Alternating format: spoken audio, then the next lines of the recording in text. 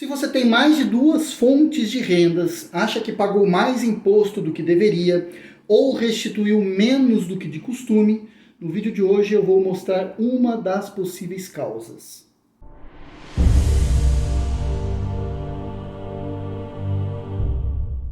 Sejam bem-vindos ao canal Assessorando, e no vídeo de hoje nós vamos trocar uma ideia, bater um papo sobre declaração do imposto de renda da pessoa física, no que diz respeito à sensação de termos pago mais imposto do que de costume, ou restituído menos do que de costume.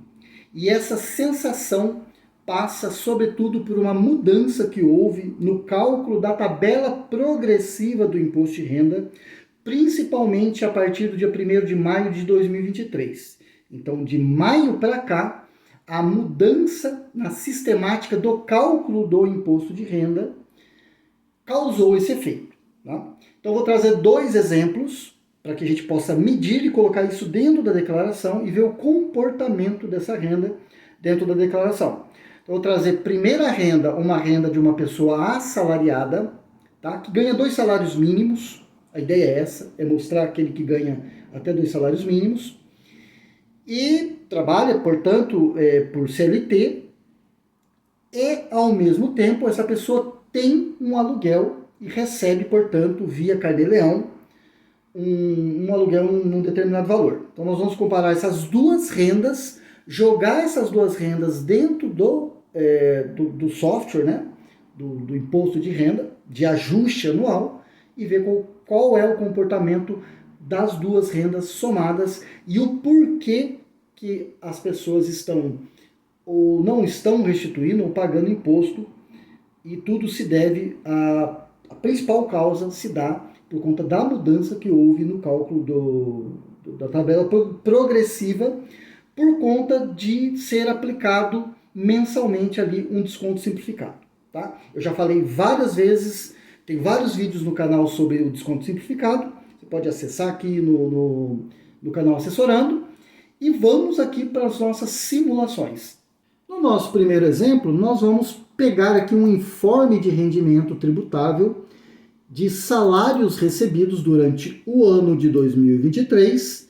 Em janeiro recebemos referente a dezembro, fevereiro recebemos referente a janeiro e assim por diante.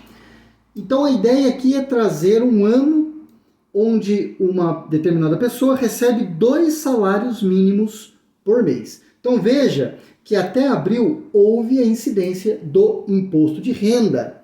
No entanto, a partir de maio de 2023, por conta da mudança da tabela progressiva do imposto de renda, aquele que ganha até 2 salários mínimos não terá, ou pela sistemática, não terá incidência do imposto de renda.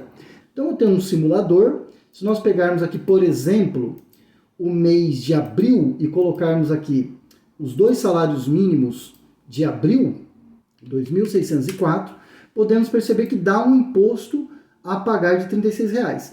No entanto, a partir de maio, né, o salário aqui, 2 salários mínimos, vamos pegar aqui o recebimento de maio, que você recebe em junho, né, no 5º dia útil, 2.640, podemos perceber que em maio ou em junho não dá imposto.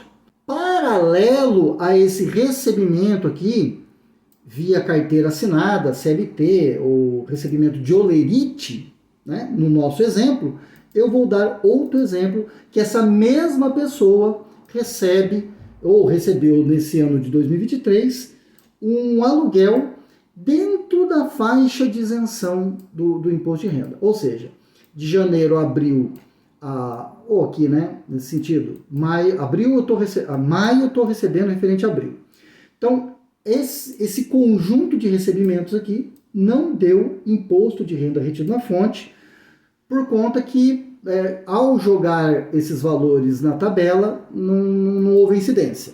Dentro da declaração de imposto de renda do ajuste anual, na ficha rendimento tributável recebido de pessoa jurídica pelo titular, nós vamos inserir o nosso primeiro exemplo. Tivemos uma renda de 31.320, uma previdência de 2.662 e um imposto retido na fonte de 183,06. Veja que nesse momento temos imposto a pagar como desconto simplificado ou como deduções legais. Claro que aqui nós não estamos analisando possíveis despesas dedutíveis do imposto de renda, porque não é objeto nosso aqui do estudo. A nossa intenção aqui é fazer essas medições. Então veja, e mesmo eu pagando um pouquinho de imposto, nas condições desta renda, de até 2 salários mínimos em 2023, há imposto a pagar. Agora, o que nós vamos fazer? Nós vamos vir na ficha de rendimento recebido de pessoa física em aluguéis. Nós não fizemos aqui a importação do carnê-leão, justamente porque não deu imposto a pagar, então eu não vou lá fazer o carnê-leão. Eu já venho e preencho aqui mesmo.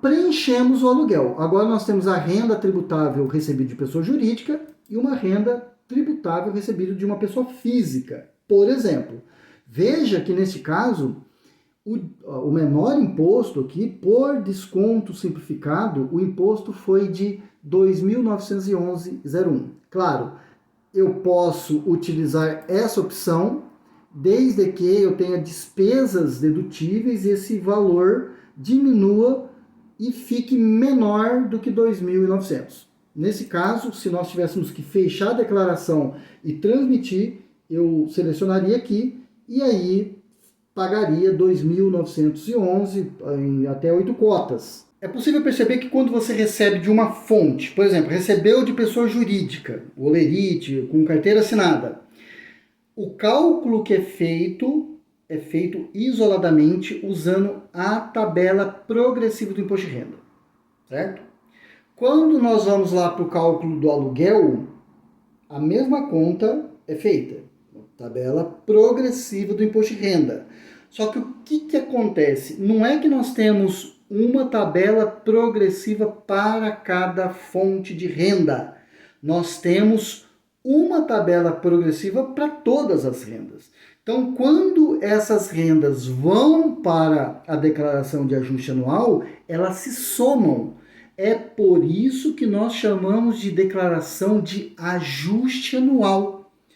Ou você restitui, ou não dá imposto a pagar, fica zerado, ou você paga imposto. Alguma coisa ali vai acontecer quando você está obrigado a fazer declaração por conta da renda, por exemplo, né? Que é o caso aqui que nós trouxemos para demonstrar uma renda sozinha qual é o comportamento dela e 2 rendas somadas qual que é o comportamento. Então veja, se eu fosse só CLT ali, ganhando 2 salários mínimos em 2023, naquelas condições eu teria pago ali no máximo 32 de imposto de ajuste. O que acontece? Como houve outra renda e essa renda não recebeu tributação, não foi descontado na fonte, aí a soma das duas fez com que esse contribuinte, né, esse exemplo nosso, tivesse que pagar ali quase 3 mil de imposto de renda. Então o que acontece? Qual é o efeito disso?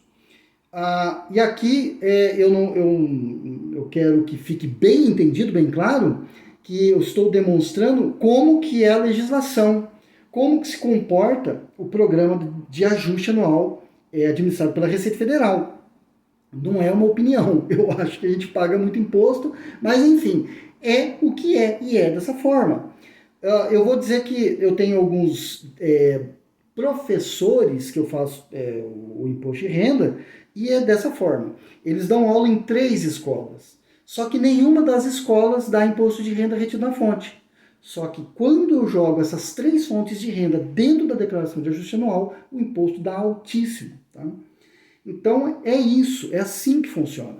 E nós precisamos entender o seguinte, que eu percebo isso no dia a dia, tá? Você pode até não concordar comigo, mas restituição não é benefício, tá? Não adianta ficar bravo. Restituição não é benefício.